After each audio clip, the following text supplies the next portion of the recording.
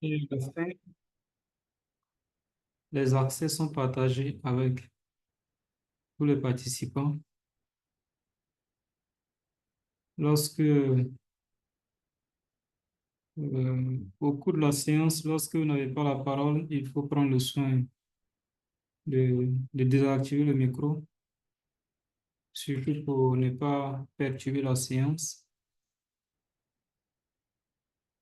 Les accès et le support pédagogique sont toujours partagés avec les différents participants. Si par oubli, je ne l'envoie pas, vous pouvez me laisser un message. Je pourrai répondre juste un petit rappel pour que je puisse le partager. Alors, je suis Abdoulaye Soro. À la base, je suis ingénieur de conception en contrôle qualité et en environnement, avec plus d'une dizaine d'années d'expérience dans le secteur d'activité. Et j'interviens en tant que consultant formateur pour certaines organisations dans le secteur du management kiosque, notamment la SWAIDACI, INBAS et Bafusa et autres. Alors, on va parler aujourd'hui d'une thématique quand même très intéressante qui est d'actualité, qui est une séance introductive, une séance de cadrage, qui est la première séance de notre programme de formation sur la sécurité et la santé au travail, qui est un programme qui est certifié par une attestation de participation. Je crois qu'il dure environ 1 à 2 semaines de formation. Alors, vu que nous allons parler de la question de la sécurité et de la santé au travail, je vais déjà commencer par une petite citation disant que la grande leçon de l'histoire est que l'on n'étudie pratiquement pas les leçons de l'histoire. Pourquoi je le dis? Parce que depuis longtemps, il y a eu plusieurs catastrophes naturelles, il y a eu plusieurs accidents de travail, à commencer par la révolution industrielle, surtout du Japon, jusqu'à nos jours. Et ces cas d'accidents ont causé pas mal de problèmes sur les lieux de travail, c'est-à-dire des accidents graves, des blessures qui entraînent par moments des invalidités temporaires ou même des cas absolus, c'est-à-dire des cas de décès. Et au-delà de ces accidents de travail, il ne faut pas aussi négliger les cas de maladies professionnelles que l'on a eu à constater dans le lieu de travail depuis des décennies.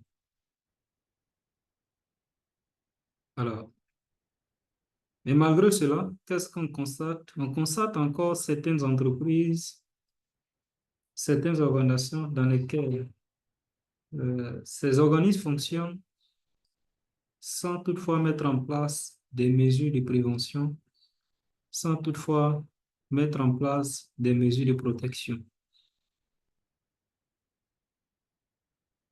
Et on se rend également compte que depuis longtemps, il n'y a pas eu de normes, surtout des normes ISO, qui a été développée pour normaliser le secteur de la sécurité et de la santé au travail, bien vrai que cela soit euh, une question très importante,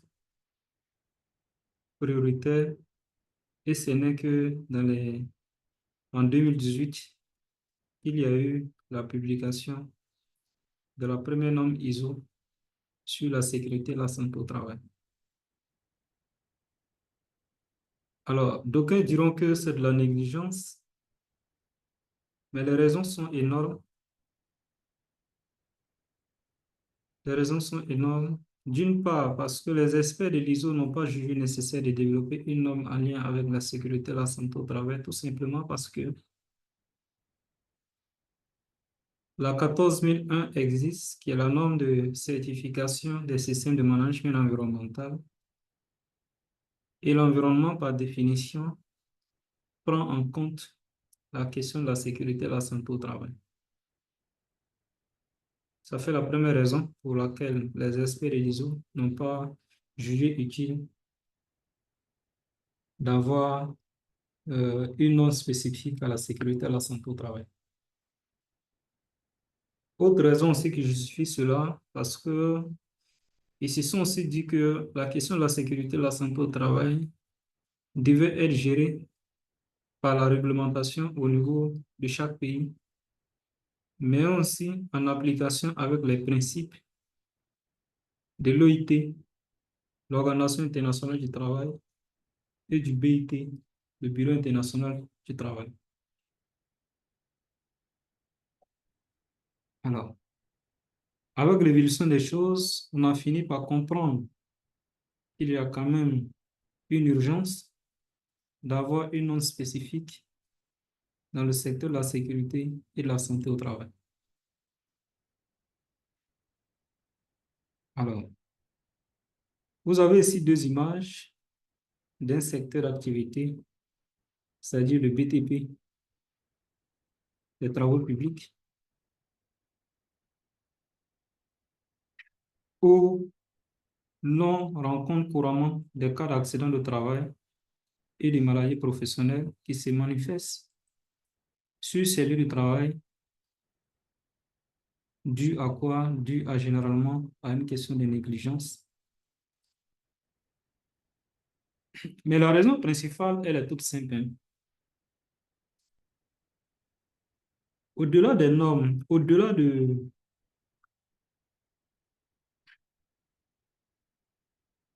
la réglementation et aussi du code du travail qui, qui sont peu développés, qui est d'ailleurs le premier problème dans la question de la sécurité et santé au travail au niveau des différents pays. Le deuxième problème, c'est une question de manque de culture, sécurité et santé au travail. On se retrouve en entreprise avec des adultes qui ont déjà plus de 25 ans, 35 ans, 40 ans. Il faut sensibiliser, il faut éduquer. Ils n'ont généralement pas de notions importantes sur la question de la sécurité et de la santé au travail. Que nous devons sensibiliser, que nous devons coacher, que nous devons amener à appliquer les règles de la sécurité et de la santé au travail. Et cela cause pas mal de problèmes aux jeunes ingénieurs, surtout juniors. Par moment, vous allez avoir affaire à des collègues de travail qui vous diront qu'ils font ce métier, vous n'étiez pas encore né, donc ils ne trouvent pas de nécessité d'appliquer les règles de la sécurité et santé au travail qui sont mises en place par les organisations. Et je dis généralement, la question de la gestion de la sécurité et de la santé au travail devait être une question qui est enseignée depuis le préscolaire, depuis le secondaire, avant que les uns et les autres se retrouvent dans le milieu de l'emploi. Et cela pourra faciliter le travail aux responsables SST, aux agents sécurité et santé au travail dans les organisations en vue de garantir un cadre de travail sécurisé dans les organisations. Alors, c'est quoi le travail d'un spécial de la sécurité santé au travail dans une organisation? Le travail à la base, en réalité, c'est comment éviter les accidents de travail et les maladies professionnelles.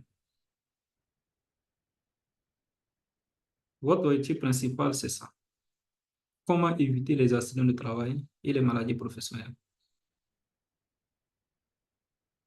Donc, c'est d'être dans une approche de prévention. La prévention vous permet d'éviter les maladies professionnelles, vous permet d'éviter les accidents de travail.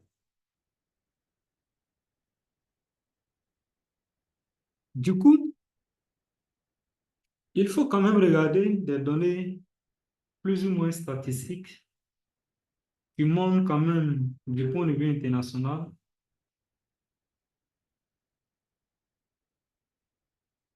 l'évolution de la question de la sécurité et santé au travail dans les différentes organisations. Même si cela reste des estimations, parce que, comme vous constatez, dans, dans la plupart de notre continent, surtout le continent africain, une bonne partie des activités sont réalisées dans l'informel. Donc, il est aussi difficile, même en Asie, en Amérique, il est quand même difficile d'avoir des données statistiques exactes en lien avec le secteur de la sécurité santé au travail. Alors, vous avez des données de l'OIT, l'Organisation internationale de du travail, qui date de 2018, qui nous dit que toutes les secondes, un travailleur meurt d'un accident de travail, ou d'une maladie professionnelle. Les données montrent aussi que toutes les secondes, toutes les 15 secondes, 153 travailleurs sont victimes d'un accident de travail dans le monde.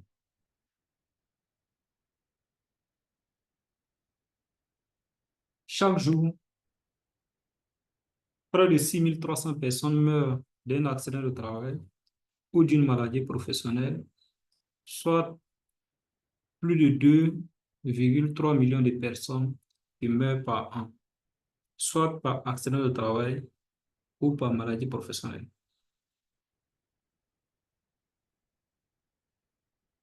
Et les statistiques montrent aussi que la plupart de 317 millions d'accidents de travail qui se produisent chaque année sont à l'origine d'absence prolongée du travail. Et en lien avec le produit intérieur brut, c'est que le fardeau économique des mauvaises pratiques de sécurité et de santé au travail représente tous les ans 4% du PIB.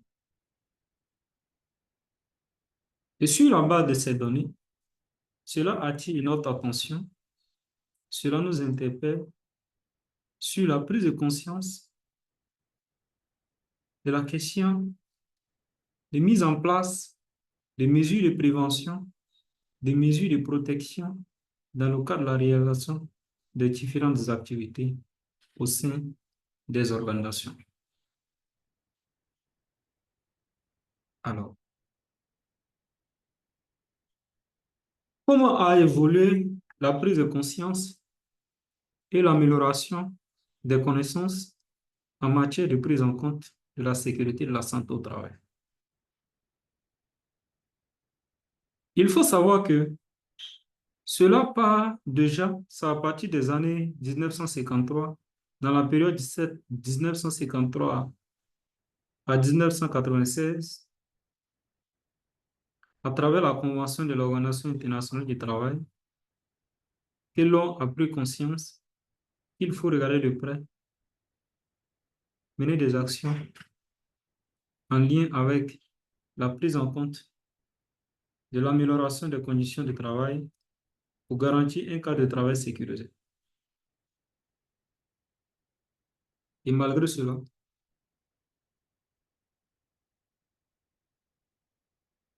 qu'est-ce qui s'est passé? Il y a eu la rédaction en 1999 de l'OSAS 2018, 18001, la première édition, et une ligne directrice qui traitait quand même la question de, de la prise en compte de la sécurité de la santé au travail.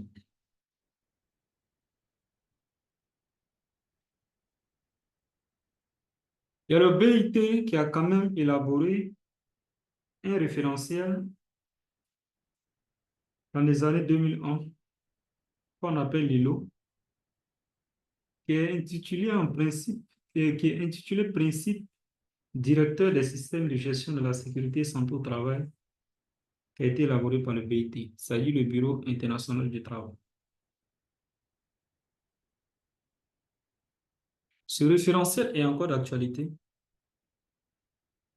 Vous pouvez mener des recherches sur le site du BIT pour vous en procurer, qui est encore d'actualité en termes de gestion de la sécurité et santé au travail. Alors,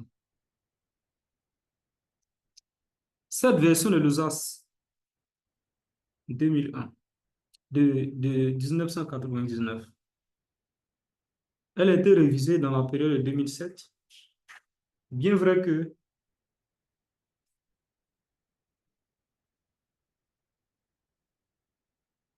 à partir de 2001, sur la base des succès qu'a donné l'USAS, les experts avaient tenté de rédiger une norme spécifique, une norme ISO spécifique à la sécurité et santé au travail. C'est là qu'il y a eu la première tentative en 2001. Ceux qui ont suivi un peu l'historique de la rédaction de l'actuelle norme de certification des systèmes de management de la sécurité et santé au travail peuvent le savoir, mais cela n'a pas abouti. Donc, dans l'intervalle de 2007-2008, l'OSA 18001 a été révisé et remplacé par l'ancienne version qui existait. Alors, il faut savoir que la norme devait être publiée, la norme sur la sécurité et santé au travail, c'est-à-dire la ISO 45001, devait être publiée en 2008, mais cela n'a pas été possible. Ça a pris du temps et cela n'a abouti qu'en 2018. Ça devait être publié en 2016. Avec les observations, avec les remarques, et jusqu'à présent, certaines parties continuent de faire remonter des informations, des remarques sur le contenu de la norme, mais ce n'est qu'en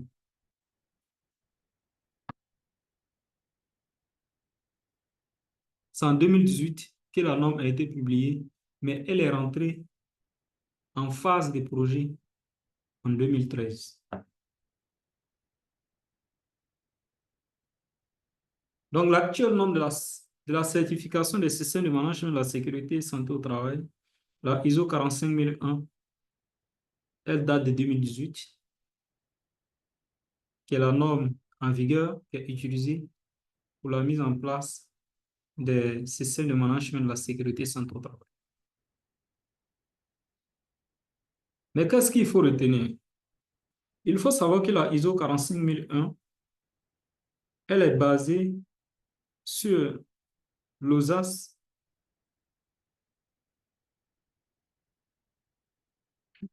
et elle est une copie, et l'OSAS en réalité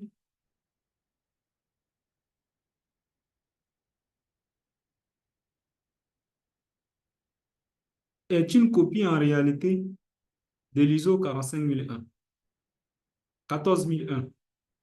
C'est-à-dire la norme sur le management de la sécurité et santé au travail. Si vous la prenez et que vous remplacez La norme sur le management environnemental, la ISO 14001, si vous la prenez et vous remplacez l'expression environnement par sécurité et santé au travail, vous vous retrouvez avec l'OSAS. Mais elle intègre quand même les principes de l'ILO. L'ILO qui donne les principes directeurs d'un système de management de la sécurité et santé au travail. Alors, en termes de structure de ces deux référentiels, vu que nous avons dit que euh, vous avez un référentiel qui est encore d'actualité, c'est-à-dire l'ILO qui est encore d'actualité. Vous avez aussi l'OSAS qui n'est plus d'actualité. Qu'est-ce qu'on se rend compte? En termes de structure de ces référentiels, vous avez l'ILO. Le contenu est structuré selon le principe de l'amélioration continue. Il faut déjà élaborer une politique. Il faut mettre en place une organisation, c'est-à-dire, euh, lorsque la politique est élaborée, il faut mettre en place une organisation. Il faut planifier des actions et s'assurer de les mettre en œuvre, évaluer la mise en œuvre des actions qui ont été planifiées, qui ont été réalisées, et par la suite, il faut mener des actions pour l'amélioration continue du système de management de la sécurité et santé au travail. Donc, on se rend compte que on est orienté dans le cycle de la route de Deming, le PDCA. Alors, regardons la structuration de l'OSAS 18001. Il faut élaborer une politique de santé et sécurité au travail. Il faut une planification, mise en œuvre et fonctionnement.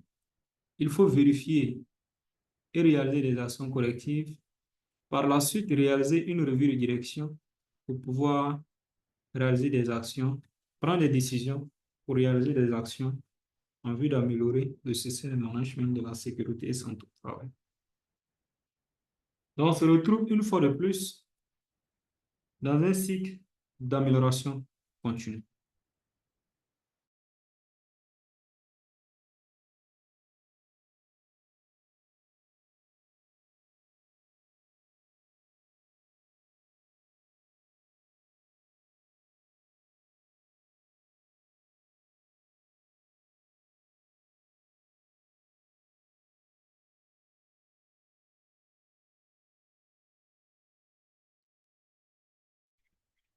Alors,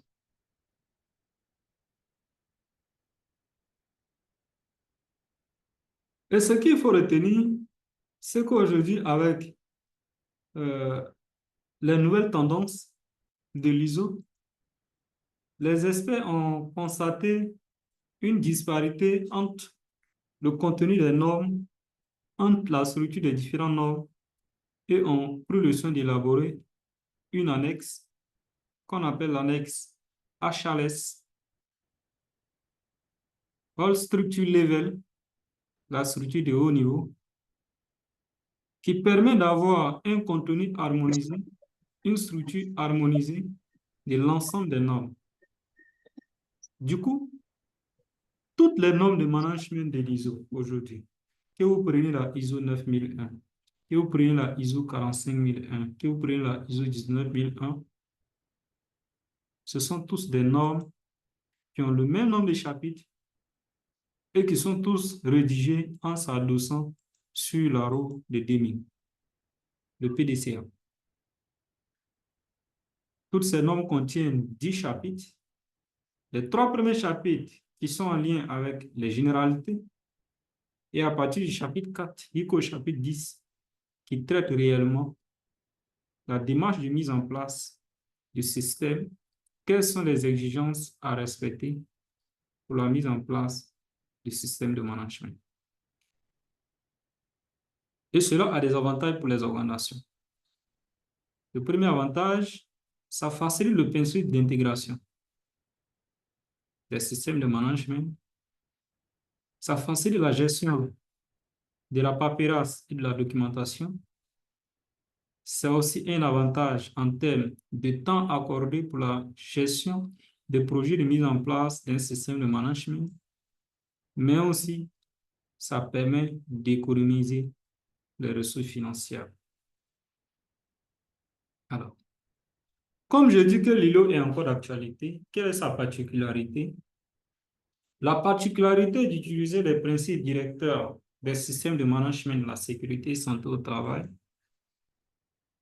elle permet une participation active des représentants des salariés, une description de la maîtrise de l'activité plus en détail,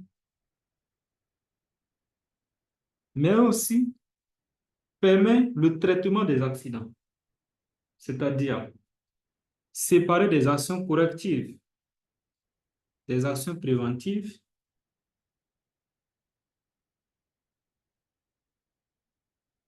avoir des notions de dégradation de la santé et de la maladie, mais aussi permet de réaliser une évaluation, c'est-à-dire faire des enquêtes avec identification des déficiences, mais aussi réaliser des actions, des examens de direction comme bilan.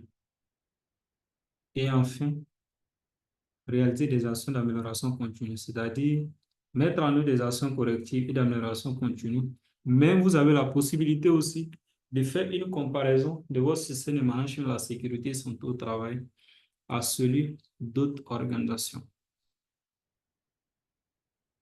Alors, il faut savoir que, bien vrai que la réglementation et le code du travail est très peu développé,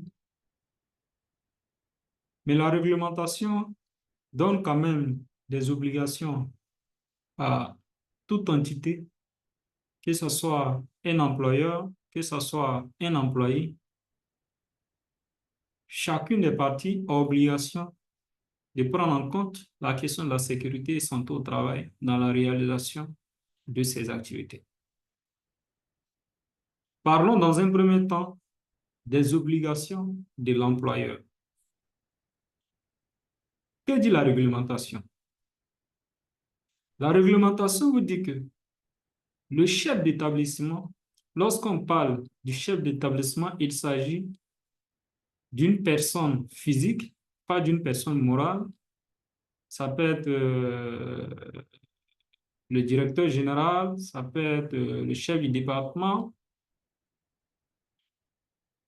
Le chef de l'établissement doit prendre les mesures nécessaires pour assurer la sécurité et protéger les travailleurs de son établissement, y compris les travailleurs temporaires, c'est-à-dire les travailleurs généralement qu'on appelle les journaliers.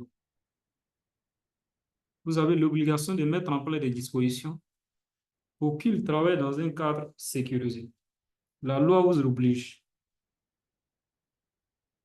Donc, quelle est la démarche pour le faire? Il faut procéder dans un premier temps à un engagement. Il faut un engagement et une volonté de l'employeur. C'est-à-dire, vous, étant que spécial de la sécurité et santé au travail, si vous devez intervenir dans une organisation, vous devez chercher dans un premier temps à avoir l'implication du chef de l'établissement. Parce que sa volonté ferme et visible va multiplier vos chances d'avoir du succès dans la mise en place, dans la gestion du projet de mise en place des systèmes de management de la sécurité et santé au travail. Mais malheureusement, plusieurs ingénieurs qui participent généralement à nos programmes de formation, pour ne pas trop exagérer, je dirais qu'ils n'ont rien compris de la question de la gestion de la sécurité et santé au travail. Lorsqu'ils sont recrutés, la première des choses pour eux, il faut aller acheter des chaussures de sécurité, il faut aller acheter des casques, il faut acheter des chasubles pour donner aux travailleurs et ils passent leur temps à courir des gens comme des policiers dans l'entreprise. Ce n'est pas la bonne manière. Avant tout, il faut faire un état des lieux. Il faut réaliser un diagnostic sécurité et santé au travail. Ce diagnostic peut se faire de plusieurs manières. Ça peut se faire par un audit interne. C'est dans quel cadre on réalise un audit interne? C'est lorsque l'entreprise a déjà un système de management de la sécurité et santé au travail qui existe qu'il faut réaliser un audit interne. Mais lorsqu'on parle d'audit interne, cela ne veut pas forcément dire que c'est l'entreprise qui doit le réaliser. Lorsqu'on parle d'audit interne, ça veut dire tout simplement que c'est l'entreprise qui a commandité la réalisation de l'audit et elle va exploiter les résultats de l'audit. Parce que si se trouve que vous n'avez pas les compétences en interne, il faut faire appel à un consultant externe. Il viendra réaliser l'audit pour vous et vous allez exploiter les résultats de l'audit parce que cela sera sanctionné par un plan d'action. La deuxième option que vous avez, si vous n'avez pas du tout un système de management de la sécurité et santé au travail, c'est de faire une analyse SWOT de la sécurité et santé au travail. Cela vous permet de faire un diagnostic global de l'entreprise en lien avec la prise en compte de la sécurité et santé au travail pour pouvoir élaborer un plan d'action de mise en place du système de management de la sécurité et santé au travail. Mais avant tout, il faut avoir l'engagement du premier responsable de l'entreprise. Alors, par la suite, il faut réaliser une analyse. L'analyse va permettre d'identifier les risques qui sont fondés sur l'analyse des accidents du travail et sur l'analyse a priori des risques. C'est-à-dire que il faut identifier les accidents, il faut identifier les risques au sein de l'entreprise et faire une analyse de ces risques. Dans la suite du programme, on pourra revenir en détail sur les outils à utiliser pour la réalisation de l'analyse des risques. Comment faire la cotation, comment faire la pondération pour pouvoir classifier les risques et ressortir les risques qui sont prioritaires pour l'organisme et quelles sont les actions à mettre en place pour amoindrir ou maîtriser ces risques. Nous allons revenir dessus. Après l'analyse, il faut réaliser une évaluation. L'évaluation, c'est un jugement en fait qui est destiné à établir à partir de l'analyse des risques si les objectifs de réduction des risques a été atteint. Par la suite, l'analyse, le diagnostic et l'évaluation, la finalité, c'est de mettre en place un plan d'action. Le plan d'action va permettre de faire quoi? Comme je vous ai dit, votre priorité, c'est comment faire de la prévention. Il ne faut pas être un médecin après la mort. Donc, il faut mettre en place des mesures de prévention technique, c'est-à-dire éviter la destruction des équipements, par exemple, la prévention humaine, mais aussi la prévention organisationnelle. Tout cela sera planifié dans votre plan d'action. Vous allez avoir des activités, la durée de mise en œuvre de chaque activité, le budget alloué à l'activité, le responsable de mise en œuvre de l'activité, la période de mise en œuvre et, si possible, les outils utilisés. On peut même aller jusqu'à ajouter les moyens de contrôle et aussi les types. Comment faire les vérifications? Pour mettre tout ça dans le plan d'action, il peut être un plan d'action annuel et qui sera par la suite décliné en plan d'action semestriel, trimestriel, mensuel, hebdomadaire. Ça dépend de chaque entreprise. Et lorsque le plan d'action est élaboré, il faut le mettre en œuvre et le suivre. Le mettre en œuvre et le suivre à travers quoi? À travers des tableaux de bord, à travers la réalisation des audits, à travers des contrôles, des indicateurs qui sont formulés. Alors, quelles sont les obligations de l'employé? Déjà, il est important pour tout un chacun de vous de chercher à avoir le code du travail du pays dans lequel il se trouve. Ce sont des documents qui sont accessibles à tout le monde Vous faites une petite recherche sur Google. Vous pouvez taper Code du travail Côte d'Ivoire, Code du travail Burkina pour vous en procurer parce que ça va vous faciliter certaines choses. Lors des négociations de vos contrats de travail, lors des négociations des ruptures de contrat, ça vous oriente. Et il faut savoir que la prise en compte de la sécurité et santé au travail est une obligation au niveau de la réglementation, au niveau du Code du travail. Le Code du travail oblige l'employeur à prendre les dispositions nécessaires pour garantir un cadre de travail sécurisé pour éviter les accidents et les maladies professionnelles au sein de son organisation. Mais l'employé a obligation de suivre les instructions qui lui ont été données par son chef d'établissement.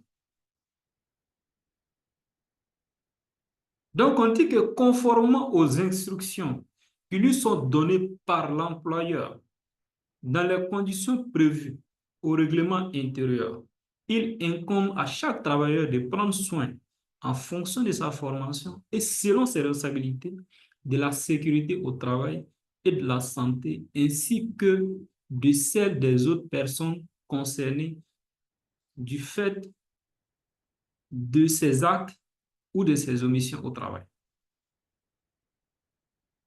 La santé, il faut savoir que c'est une priorité pour l'entreprise pour laquelle vous travaillez. Et il faut le comprendre. Ce sont les obligations.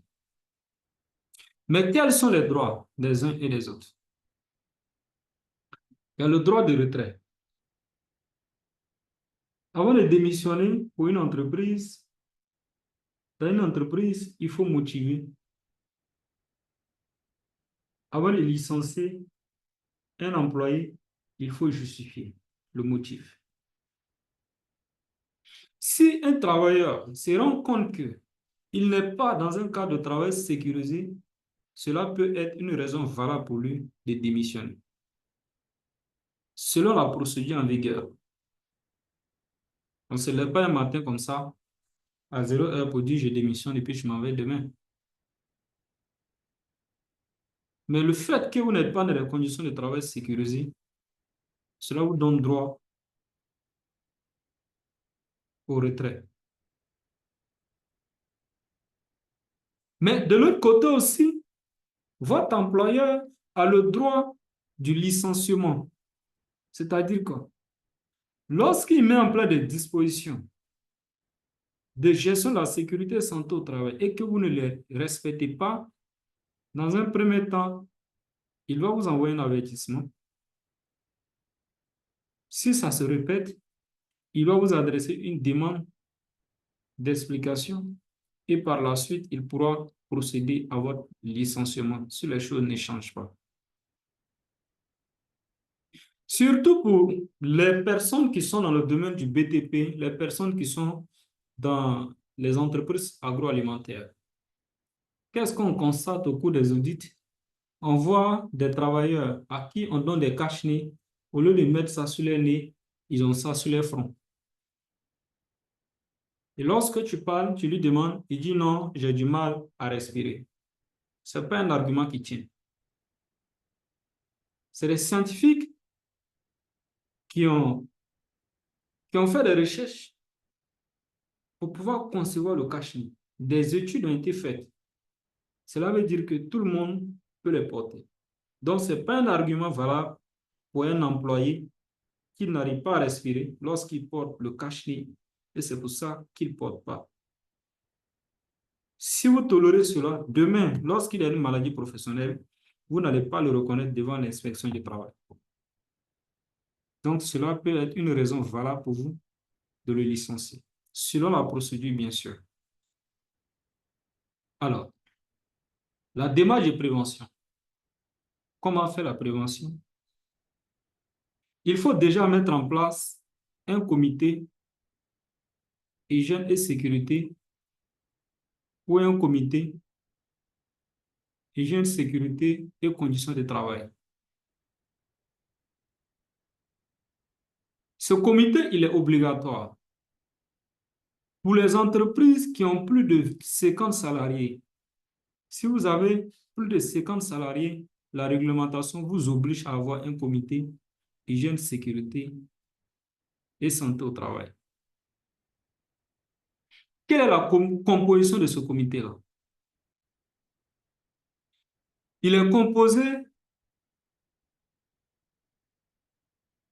de l'employeur ou de son représentant, qui est en fait le président du comité, du chef de service de la sécurité ou à défaut un ingénieur ou cadre technique travaillant dans l'entreprise qui est désigné par l'employeur. Dans certaines entreprises, au lieu d'avoir un responsable sécurité et santé au travail, par moment, surtout dans les entreprises de services, cette fonction est par moment confiée au responsable des ressources humaines et par la suite du médecin du travail dans l'entreprise. De deux délégués des salariés élus par les délégués des salariés et d'un ou deux représentants des syndicats dans l'entreprise, le cas échéant. Alors,